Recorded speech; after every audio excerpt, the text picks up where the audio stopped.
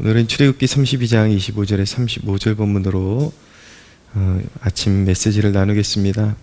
오늘 본문을 통해서 우리는 죄에 대해서 어떤 태도를 가져야 하는가에 대해서 배우게 됩니다. 죄를 대한 태도에 대한 세 가지 요점으로 말씀을 전달해 드릴 텐데, 첫째는 영적인 리더가 잠들면 죄가 날뛰게 된다라는 교훈을 받습니다. 25절에 모세가 본즉 백성이 방자하니 이는 아론이 그들을 방자하게 하여 원수에게 조롱거리가 되게 하였습니다. 네, 아론이 영적으로 안일하 있었고 영적으로 깨어있지 못하고 분별하지 못했기 때문에 백성들이 죄악을 지으면서도 두려워할 줄 모르는 그러한 상태에 빠지게 되었습니다. 여기 백성이 방자하다고 할 때 방자하다라는 것은 어려워할 줄 모르고 무례하다는 뜻을 가지고 있는데, 죄를 지으면서도 하나님을 두려워할 줄 모르고 그것을 당연한 것으로 알고 목을 뻣뻣하게 들고 자랑하는 마냥, 보통 이렇게 잘못한 사람들은 고개를 숙이거나 어떤 떳떳지 못한 제스처가 있어야 되는데, 이스라엘 백성들이 하나님 앞에서 오히려 그렇게 행동하지 못하고 방자하게 행했다라고 말씀하고 있는 것입니다. 이것이 하나님의 진노를 더 급격하게 만드는 그러한 원인이 되었던 것이죠. 한 가정의 영적인 리더, 그리고 어떤 공동체의 영적인 리더가 얼마나 영적으로 각성하고 깨어 있어야 하는지를 알려주는 대목이라고 말할 수 있습니다. 내가 깨어 있어야 가정으로, 공동체로 죄가 들어오는 것을 막아낼 수가 있다라는 것을 알게 되는 것이죠. 그러니까 믿는 내가, 앞서가는 내가 해야 될 역할이 얼마나 중요한 것인지 알고 있어야 합니다. 나의 역할이 얼마나 중요한지를 알고 있어야 됩니다. 내가 잠들면 내가 속한 그런 가정과 공동체가 병들 수 있다라는 그런 경각심을 가지고 신앙생활을 해야 합니다. 두 번째 메시지는 하나님으로부터 멀어지게 하거나 단절시키는 죄악에는 단호해야 한다라는 것입니다. 자, 오늘 레위 자손이 헌신을 했습니다. 모세가 금송아지 편에 들지 않고 그런 우상 섬기는 죄악에 참여하지 않고 하나님께 속한 자들은 다 나에게로 나오라, 그렇게 도전을 하니까 레위 자손이 모여서 이제 이스라엘 백성들 가운데 이 금송아지를 섬기는 일에 앞장섰던 주동자 3,000명을 죽였습니다. 그런데 27절에 그것을 어떻게 표현해 놓았냐면, 모세가 그들에게 이르되 이스라엘의 하나님 여호와께서 이렇게 말씀하시기를 너희는 각각 허리에 칼을 차고 이 진문에서 저 문까지 왕래하며 각 사람이 그 형제를, 각 사람이 자기의 친구를, 각 사람이 자기의 이웃을 죽이라 하셨느니라. 그래서 레위 자손이 28절에 모세의 말대로 행하매 이날의 백성 중에 3,000명 가량이 죽임을 당하니라. 여기서 3,000명 가량을 죽였다라는 것은 죄악의 근원을 단절시키는 것을, 끊어내는 것을 의미하고 있는 것입니다. 자, 우리가 성경을 적용할 때에 이제 시대적 배경도 고려하는 것이 반드시 필요합니다. 오늘날은 사람을 죽이지 않죠. 신앙의 문제 때문에 사람을 죽이지는 않습니다. 오늘날은 신약 시대에 우리가 살고 있다라는 거, 이런 말씀을 드려야 하는 이유가, 가끔씩 신앙생활하면서 아브라함이 아들을 번제로 바치는 그 대목을 가지고 실제로 이렇게 성경을 이렇게 잘못 해석해가지고 극단적인 그런 이상한 행동을 하는 사람들이 있는데, 그것은 하나님으로부터 감동을 받은 것이 아니라 악령으로부터 감동을 받은 것입니다. 오늘날에 자기 자식을 죽이라고 하나님께서 하지 않으시죠. 그리고 사랑하는 가족을 죽이라고 하지 않으시죠. 그것은 성경의 맥락과 그 쓰여진 시대의 맥락을 잘못 이해하고, 또 성령께서 오늘날 그리스도께서 이 모든 그 성경의 예언을 성취하시고 우리에게 어떤 식으로 이 성경이 해석된다라는 것을 망각하고 있기 때문에 이 성령의 감동으로 성경을 해석하고 그리고 하나님의 마음을 읽어서 그렇게 이제 적용을 해야 되는데, 때때로 이렇게 그 교회 안에 가만히 보면은 거듭난 하나님의 백성들이 아니라 이 악한 마귀의 도구로 교회 안에 들어오는 사람들이 있어요. 그래서 하나님의 이름에 먹칠을 하는 경우들이 있는데, 오늘날은 신약 시대이고 이 말씀이 의미하는 영적인 의미를 우리가 잘 깨달아야 한다라는 것을 말씀드리는 것입니다. 사람은 사랑하되, 오늘날 이 말씀 어떻게 적용해야 되는가? 사람을 사랑하되, 사람 자체는 사랑하되 가족이라 해도 신앙을 위협하는 죄로 이끄는 것에 대해서는 단호해야 한다라는 뜻을 가지고 있는 것입니다.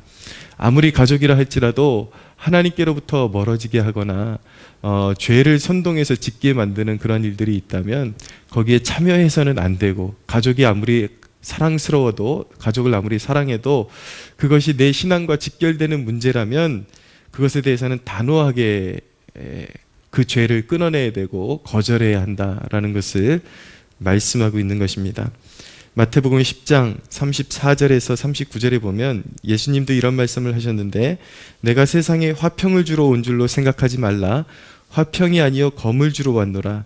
내가 온 것은 사람이 그 아버지와 딸이 어머니와 며느리가 시어머니와 불화하게 하려 함이니 사람의 원수가 자기 집안 식구리라. 아버지나 어머니를 나보다 더 사랑하는 자는 내게 합당하지 아니하고 아들이나 딸을 나보다 더 사랑하는 자도 내게 합당하지 아니하며 또 자기 십자가를 지고 나를 따르지 않는 자도 내게 합당하지 아니하니라. 자기 목숨을 얻는 자는 잃을 것이요 나를 위하여 자기 목숨을 잃는 자는 얻으리라 라고 말씀하고 있습니다. 예컨대 우리 주위에 보면은 전도하면 우리 부모님이 아직 불교 신자이기 때문에 난 교회 못 나가요 라는 사람들이 있죠. 그런 경우에 부모 때문에 자기 영혼을 지옥에 팔아먹어서는 안 된다라는 것입니다. 그것을 끊고, 우상 숭배를 끊고 나와야, 부모가 대대로 섬겨오던 그 우상을 끊고 하나님 앞에 나와서 회개하고 자기가 먼저 예수 믿어야 나머지 가정들도 나중에 이제 예수 믿고 구원받을 가능성이 커지는 것이죠.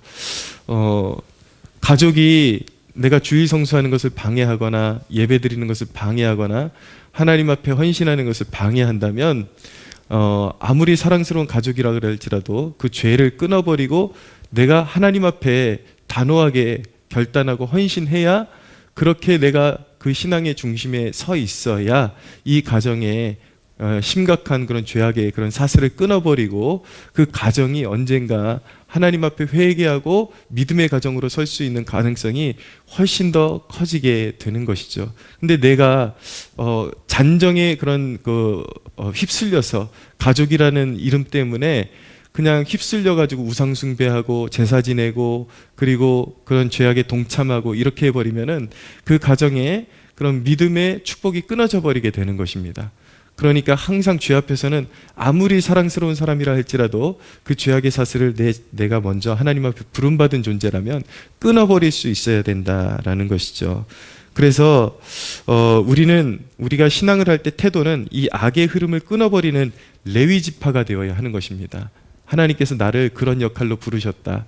하나님께로부터 나와 내 가정을 멀어지게 하는 죄악의 요소가 있다면 깨어있는 내 자신이 먼저 그 죄악의 사슬을 끊어버리고 단호하게 대처를 해야 그 죄악에 침식되지 않고 잠식되지 않고 죄악에 침몰하지 않는 그런 이제 자기 자신을 보호하고 가정을 보호하고 공동체를 보호할 수 있는 그러한 역할을 감당할 수 있게 되는 것입니다. 그래서 여러분을 부르셨을 때 이렇게 죄악을 끊어버리는 영적인 레위 지파로 부르셨다라는 사실을 잊지 마시기 바랍니다. 때때로는 교회 공동체적으로 교회에 악한 영향을 주는 그런 사람들을 징계함으로써 교회의 거룩함을 지켜내야 할 때도 있습니다. 이럴 때에도 잔정 때문에 저 사람 불쌍한데 그러면 안 되고, 교회에 악한 영향을 주는 사람이라면 교회가 그 사람을 지목해서 징계할 때에 그 사람이 징계를 잘 받을 수 있도록 그렇게 참여를 해줘야지, 그냥 잔정 때문에 그 사람을 편들어주고 이렇게 되면 교회가 적은 누룩이 온 덩이에 퍼진다고 그 사람의 그 못된 행실, 나쁜 행실이 교회 공동체로 퍼져나가게 돼서 교회가 거룩함을 상실하게 되는 것입니다. 이럴 때에도 레위 지파처럼 잔정보다 교회 전체의 안녕을 먼저 생각하고 죄악을 범한 사람, 그리고 교회에 무례하게 하는 사람, 악한 영향력을 끼치는 사람이 교회에서 활개를 치지 못하도록 그 죄의 잔재를 끊어버려야 하는데 함께 동참할 수가 있어야 하는 것입니다. 세 번째로, 그러나 늘상 죄에 빠지는 연약함을 가진 영혼들을 우리는 끝까지 품어야 하고 긍휼을 잊지 말고 중보에 힘써야 합니다. 자, 모세가 왜 모세입니까? 모세는 그렇게 범죄한 백성들 가운데 그런 주동자들은 다 처결을 했지만 대부분의 그런 백성들을 위해서 모세는 끝까지 하나님 앞에 용서해 달라고 이렇게 중보하는 중보자의 모습으로 서는 것을 보게 됩니다. 어느 정도로 백성들을 위하면서 기도했냐면 32절에 그러나 이제 그들의 죄를 사하시옵소서. 그렇지 아니하시오면 원하건대 주께서 기록하신 책에서 내 이름을 지워버려 주옵소서. 자기 이름을 생명책에서 지워버려 달라고 할 정도로 모세는 자기 동족들 이스라엘 백성들의 구원을 위해서 중보자의 역할을 감당했던 것입니다. 근데 이 부분, 모세가 자기 이름을 생명책에서 지워버려 달라고 했다는 이 부분, 그리고 33절에 여호와께서 모세에게 이르시되 누구든지 내게 범죄하면 내가 내 책에서 그를 지워버리라, 이 대목을 보고 구원이 취소될 수 있다라고 그렇게 주장하는 사람들이 있는데, 성경은 그렇게 해석하는 것이 아니라 전체 맥락이 끌고 가는 줄기를 먼저 해석하고 나서 이 본문을 나머지를 해석하는 것입니다.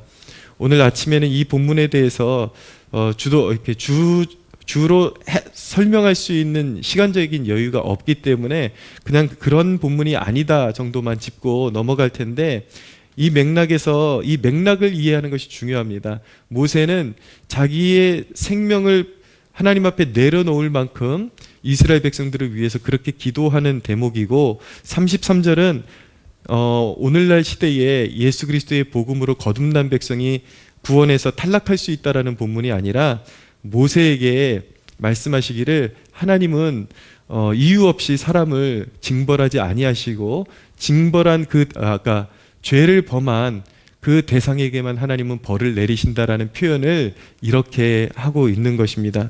그러니까 신학적으로 구원론적인 그런 구원에서 탈락할 수 있다, 이 부분에 대한 본문이 아니다라는 것, 이것을 기억하시고, 오늘 모세가 그렇게 자기 이름을 생명책에서 지어달라고 말할 정도로 하나님 앞에 간절히 중보하는 중에 하나님께서는 그 죄악에 따라서 형벌을 내리시지 아무나 그렇게 형벌을 내리시지 않는다라는 것을 말씀하는 대목이라는 것을 기억하십시오.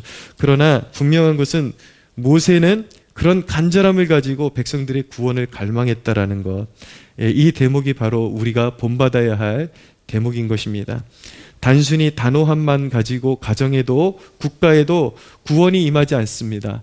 죄악 가운데 잠식되어 있는 영혼들이 하나님께로 돌아오지 않습니다. 우리가 지금 직면해 있는 어떤 심한 죄악에 대해서는 그 죄악을 도려내는 단호함이 있어야 되지만, 그러나 영적으로 그런 어떤 잠들어 있는 백성들, 그리고 죄악에 눌려 있는 백성들을 위해서 우리가 대할 때는 반드시 그들을 위한 눈물의 기도가 선행되지 않고는 그들이 구원받을 수 없다라는 것을 우리가 알아야 되는 것입니다. 예수님께서 밤으로 새벽으로 기도하시면서 구원 사역을 이루신 것처럼 우리도 눈물로써 이 민족이 죄악을 깨닫고 돌이키게 해달라고 기도해야 하는 것입니다. 그리고 우리 가정, 우리 자녀들, 우리 지인들 눈물로써 하나님 앞에 회개하고 주께로 돌아오게 해달라고 끊임없이 기도해야 하나님께서 구원의 문을 더욱 활짝 열어주시는 것입니다.